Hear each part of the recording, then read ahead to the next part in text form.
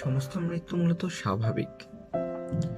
এই পোড়া দেশে এমন অকল্পনীয় বিধিকিচ্ছিরি আর্থসামাজিক পরিবেশে মূলত বেঁচে থাকাটাই অস্বাভাবিক। এখানে মৃত্যু নিদারুণ নিয়তি। মৃত্যু দ্রুত এসে পড়ে, কিন্তু বেঁচে থাকার জন্য প্রয়োজন প্রায় অসাধ্য সাধনের মতো অন্তরশীল আবেগ। তাই মৃত্যু ইচ্ছে যেমন অপ্রয়োজনীয় বিলাস বাহুল্য, ঠিক তেমনি বাঁচার ইচ্ছে সৃষ্টির অদম্য অনুপ্রেরণা, যা অবশেষে কুড়ে খায় সৃষ্টিকর্তাকে। আর সৃষ্টির জন্য এমনই অদম্য অনুপ্রেরণা ছিল সুনীল সাইফুল্লাহর অন্তর্গত রক্তধারার নিরন্তর সক্রিয়। তার জেগে ওঠা জীবন, জগৎ ও কর্মের সঙ্গে সংযোগ সেতু ছিল কবিতা। কবিতা তার সংগ্রামের অঙ্গীকার, বল্লমের ফলা, যা তার নিজের দিকে তাক করা। যে বয়সে সে মৃত্যুকে বেছে নিয়েছে, সে বয়সের তুলনায় তার কবিতার সংখ্যা কিন্তু বেশি নয়, তবে একদম কমও নয়। এড়িয়ে যাবার মতো সাধারণ, সাদামাটা শুকনো ঘাসের স্তূপ। আজকে আমরা সুনীল সাইফুল্লাহর দুঃখ ভরা কান্ত স্রোত এই কবিতার বইটি থেকে কয়েকটি কবিতা পড়ব। সুনীল সাইফুল্লাহ উনি 2রা আষাঢ় 1336 বর্গাব্দে জন্মগ্রহণ করেছিলেন যশোরে। মাধ্যমিক ও উচ্চ মাধ্যমিকের পাঠ চুকিয়ে ভর্তি হয়েছিলেন জাহাঙ্গীরনগর বিশ্ববিদ্যালয়ের ইংরেজি বিভাগে 22 মে 1982 সাল। কবিতায় লেখা প্রতিজ্ঞা অনুযায়ী ঠিক 3 বছর পর তিনি আত্মহত্যা করেন। তার আত্মহত্যার পরে তার এই যে পাণ্ডুলিপিটা আছে, এটা তার বালিশের নিচে পাওয়া যায়। পরিপূর্ণ পাণ্ডুলিপি বা এই যে পরিপূর্ণ কবিতা গ্রন্থটা, এটি তিনি মৃত্যুর 2 মাস আগে দিনরাত পরিশ্রম করে তৈরি করেছিলেন। কেন করেছিলেন আসলে তা আমরা জানি না, বা বলা যায় কেউই জানি না। তিনি কি তবে কবিতায় বাঁচতে চেয়েছিলেন? সবুজ পায়রার হৃৎপিণ্ড চিবিয়ে খেয়ে ঠিক 3 বছর পর আমি আত্মহত্যা করে যাব, সুনীল সাইফুল্লাহ।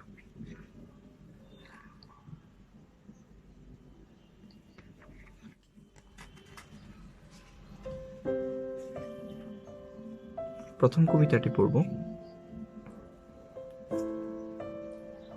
চলে যাবার সীমারেখা আজ বৃত্তায়িত সবকিছু, আর একটু ভালো করে দেখে নেই আকাশ, সূর্যাস্ত সুর, নিথর পানা পুকুর, বৃত্তায়িত আনন্দ স্বরূপা উন্মোচিত রাজারপুর।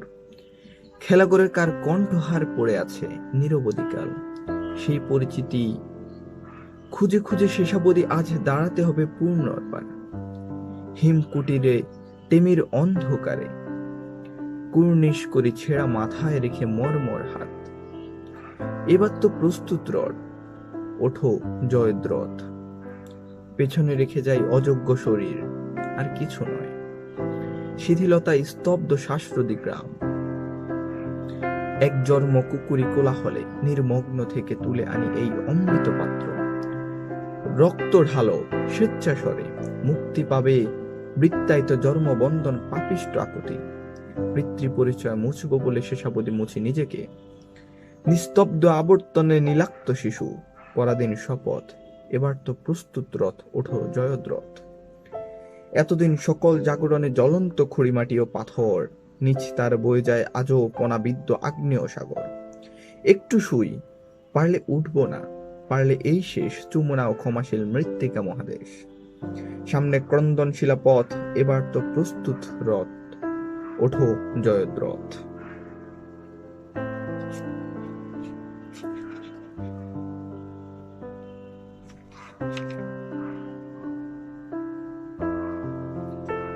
একটা কবিতা। মধ্যরাতে নিয়ম ভেঙে যায় কয়েকটি মানুষের, শ্বাসকষ্ট উন্মুক্ত ছোটাছুটি গরমাক্ত পথে ঘাটে দৃশ্যমান। প্রতিটি মানুষের শববাহক, চিত্রপটে আগুন লেগেছে। যে যেখানে আছে বাঁশি বাজাও। নিত্যপর হিংস্রতা ভুলে বংশ পরিচিতি, কামড়ে আছে মাটি স্বেচ্ছায় তুলে নেব। সমস্ত দিন আহার্য অন্বেষণ শেষে সন্ধ্যায় ফিরে আসি ভেতর মহলে। প্রদীপ জ্বালা গুহাগাত্রে প্রাণপণ আঁকিবুকি। এখানেই লুকিয়ে আছে পিতৃ পরিচয়। পাঠোদ্ধার ছাড়া আমার তো হবে না যাওয়া আলোক ধামে।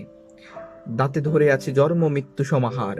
পাহাড়ের প্রদেশে বর্ণালী ডিম, জংকৃত সাগর জল। আমার আহার্যের নিত্য এত সুন্দর কেন আসে?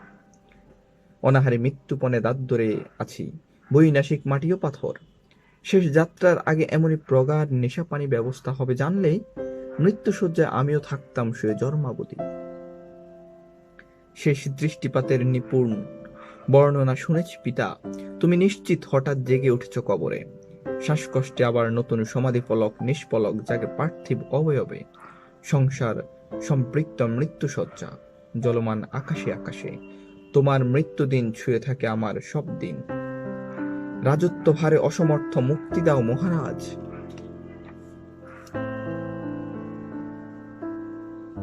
আরেকটি কবিতা পড়ছি।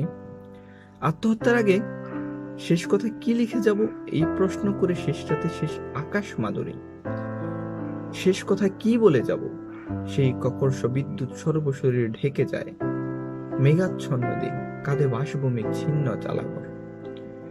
সাম্রাজ্য শাসন কোনোদিনই হবে না আমার। মাঝে মধ্যে যেটুকু দায়িত্ব পাই ছড়িয়ে ছিটিয়ে যাই। অলস নিয়ম কানুন ব্যভিচার, দিগন্ত ছোপানো বঙ্গুর মায়াজাল। আশৈশব অনিবার্য অনাচারে আনত শরীর ভাসে। শীতকালীন শীতলক্ষা স্রোতে সময় পচে, মেশে নির্বাকার পবিত্র জলে। জন্ম কেন কথা বলে চোখে এই বিরোধ। তীরে তীরে কম্পমান হিম সংহারে মত্ত ধারায়। আত্মহত্যার আগে শেষ চিত্রলিপি কি রেখে যাব এই প্রশ্ন করে মা জন্মভূমি। নগ্ন হয়ে দেখাই রূপান্তরিত জন্মরূপ। বিকলাঙ্গ প্রবাহ শিথিল যৌনাঙ্গ বিষ। শৈশবে অমল প্রাসাদে দায়িত্বহীন রাজত্ব সুখ। স্বপ্ন সন্ধ্যায় বয়ে যাওয়া সূর্যাস্ত সুষমা। বুকে হেঁটে শেষাবধি এই নদী তীর। অনাদি মায়া কানন এখানে একটু বসে যাবার আগে শেষ দেখি রঙে রঙে কতটুকু কম প্রমাণ। স্বপ্ন শরীর ছোবনা কণা মাত্র নপুংসক মাটি। ছোবনা পরাধীন সুষমা। নগ্ন হয়ে দেখায় রূপান্তরিত জন্মরূপ। পরান্ন প্রবাসে এই অধিকার।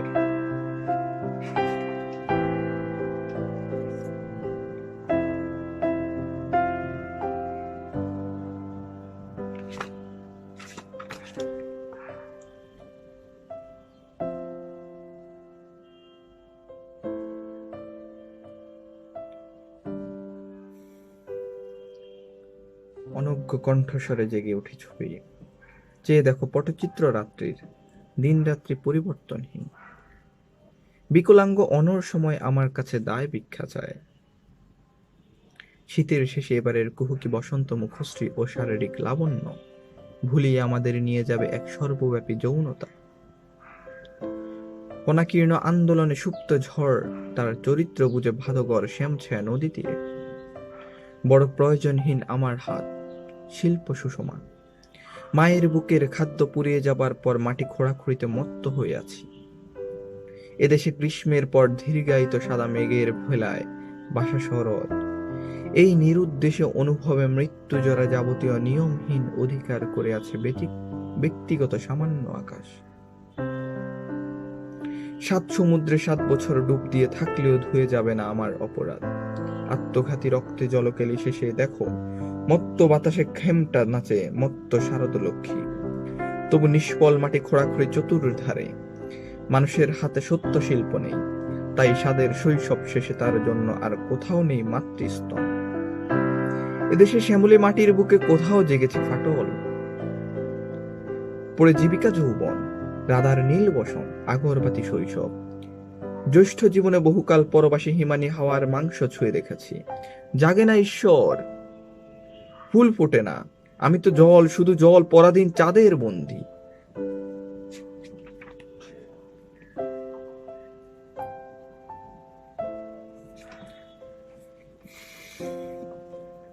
প্রহরে জেগে আছি, সারা রাত শব্দ শুনি রাত্রির। এত নির্লজ্জ, করুণ মায়ায় ছেয়ে আছে চারিদা। যাবার আগে পেছনে তাকিয়ে এই অনন্ত অশ্রুপাত যেন এই শুধু নিয়ম রক্ষা, একাকী যাবার পথ নির্দয় নখরে চিরদিন প্রশস্ত রেখেছি। রোজ সকালে দৃশ্যমান সকল আকাশ তীব্র রোষে ফেটে পড়ল। লোকালয়ে যেন এখনই মুন্ডুপাত করেছে সুন্দরীর। মানবিক অহংকারে মুহূর্ত কালো বেছে যেতে চাই দেনবঙ্গ নির্মোহ ঋষির। কি নামে জাগাবো তাকে? তেমন মেনকা কই এত পরিশ্রম সাধনায়? চিরকাল ক্রন্দনে জেগে আছে মাটি তার মঙ্গল ঘটে শঙ্খ সুরে। অস্পরি জন্ম দিতে না পারে না কুটিল রমণীর, জন্মে যথেচ্ছ বৃষ্টি দ্বারা ওগরে প্রহরীর প্রহরে কোকিয়ে ওঠে কেউ। ওই জন্ম অচিৎকার একদিন প্রাপিষ্ট শৃঙ্খলে পড়েছি আমিও। এতেই শুরু ও শেষ সকল দায়িত্ববোধ। এই ঘরে কৃষ্ণাব বসবাস আমার, অবিরত মাংস খুঁড়ে খুঁড়ে দেখি কোথাও জ্বলছে কিনা তারা স্রোত নাকি শুধুই জড়তা। ইট পাথরের হৃদ্য পিপাসায় উত্তীর্ণ জলাধারে কর্তৃত বিনাশে বেঁচে আছি অনর নিয়মবদ্ধ আবর্তনে। পথ ও পান্থশালায় কোনো তফাৎ নেই, এ কথা বলতেই চলে গেল 25 বছর। আজ প্রান্তিক মাটি ও জড়তার শেষ সীমা। প্রহরী জেগে আছি শ্রবণে ক্রন্দনে স্বনির্মিত মাটির সঙ্গীতে। রাত্রি দিন সাজাই ধূপবাতি মঙ্গলঘাট। জন্ম বসবাস পার্থিব সমস্ত কিছুতেই হাহাকার করে ওঠে ব্যর্থ অভিমান।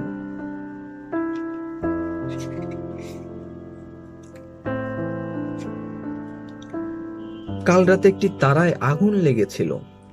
দুগেলাস তারার পুলকি পান করে সারা রাত নিন্দ্রাহীন চিৎকারে চৌচির ফাটিয়েছি।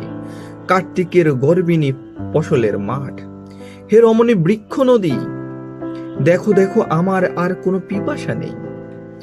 মাংসের কারাগারে পিঠ মোড়া বাঁধা কোথাও লুকিয়ে থাকে পদ্মপ্রেম। তার সন্ধানে সিন্নাঘাতে যারা অনবরত রক্ত মাংস খোড়ে, তাদের কান ধরে টেনে এনে দেখিয়েছি আমি। একটা ঘুমের পর মানুষের মুখের দুর্গন্ধে, দাম্পত্য শয্যায় কুষ্ঠ জীবাণু আর চৌচির মাটির মাতাল সংহারে। কাল রাতে একটি রজনীগন্ধায় আগুন লেগেছিল। আমি দুগেলাস জ্বলন্ত পুলের শরবত পান করে ভোর হওয়ার আগেই পৃথিবীর সমস্ত পানপাত্র ভেঙে চলে এসেছি সামুদ্রিক কঙ্কাল দ্বীপে, যেখানে একটি মাত্র হাড়ের আঘাতে তামাম সৃষ্টির বোটা ছিঁড়ে ফোটায় ফোটায় রক্ত জড়ে। আমার আর কোনো পিপাসা নেই।